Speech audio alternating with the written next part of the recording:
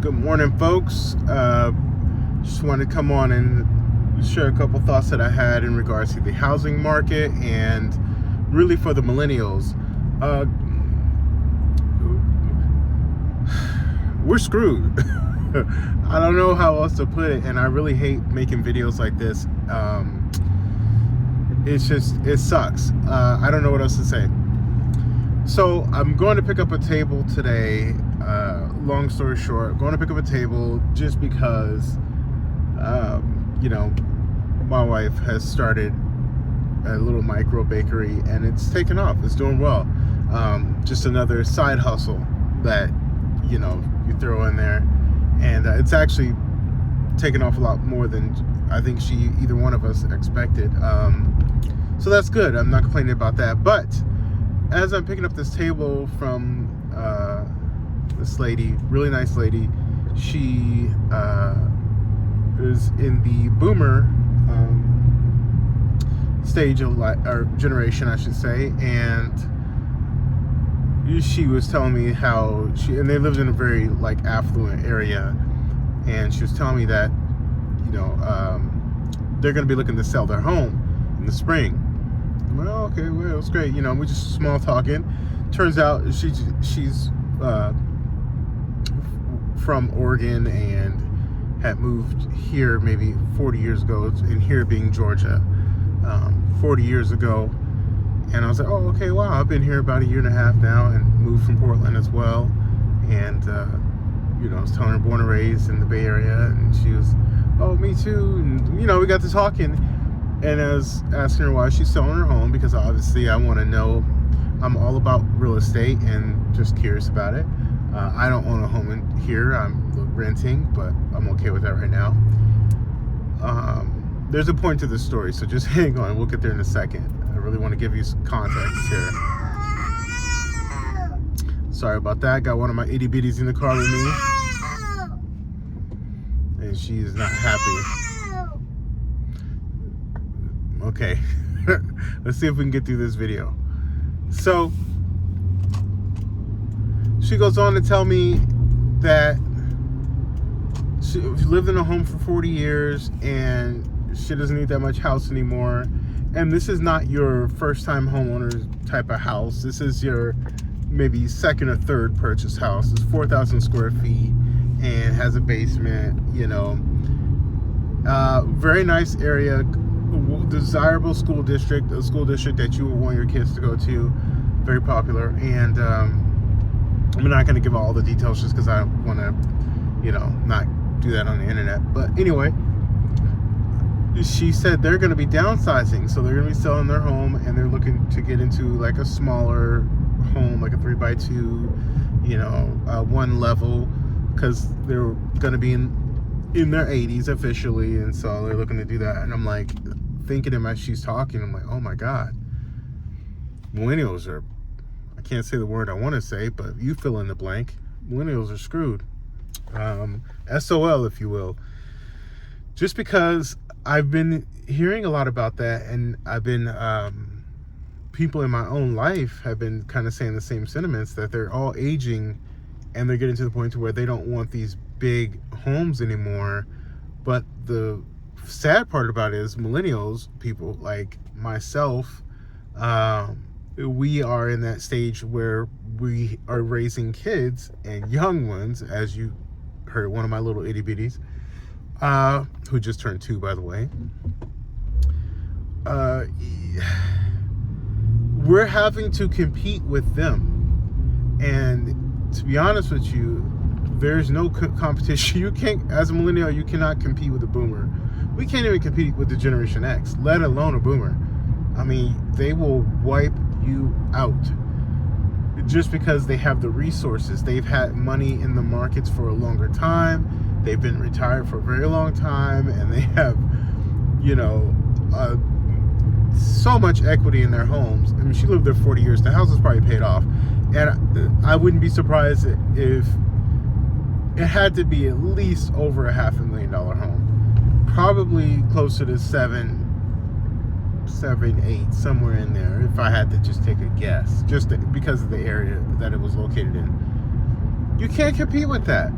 There's no way that a young family like myself, my wife, 2 kids,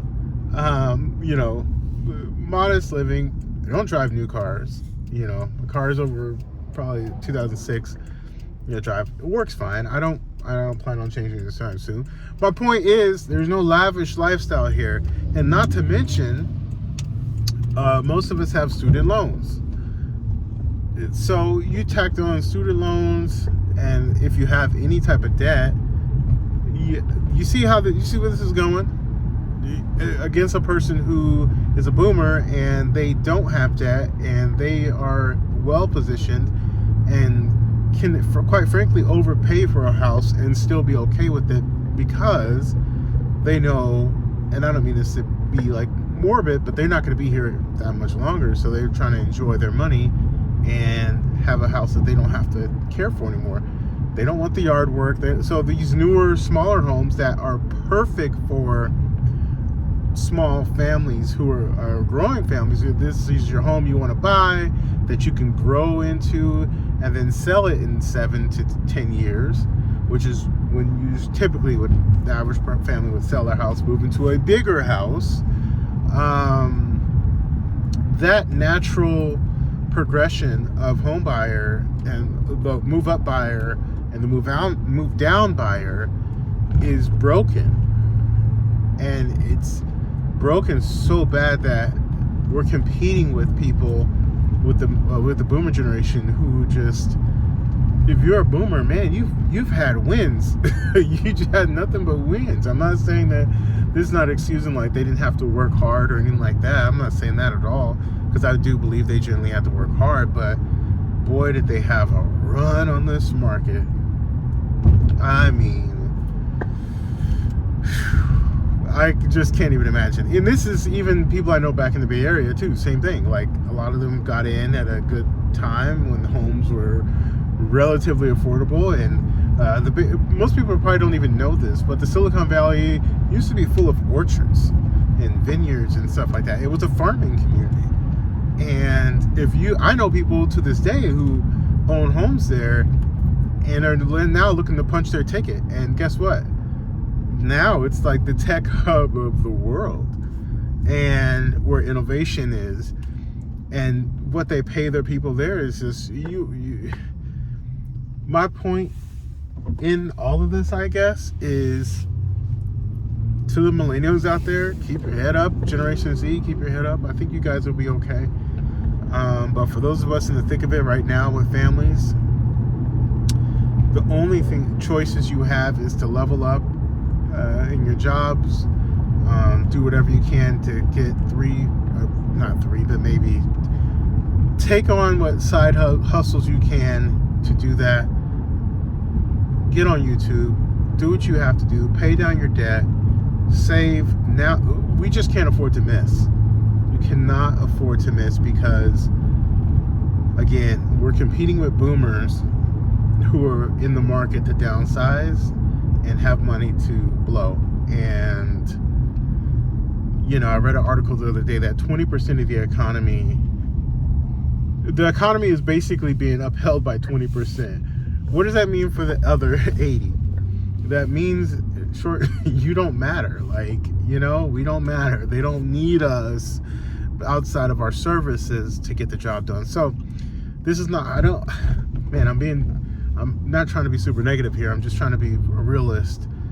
Now is the time more than ever to do whatever we can. And I know everyone's trying their best to get it done, but you really got to be methodical, and you really do have to look at your debt and get this debt off of us. And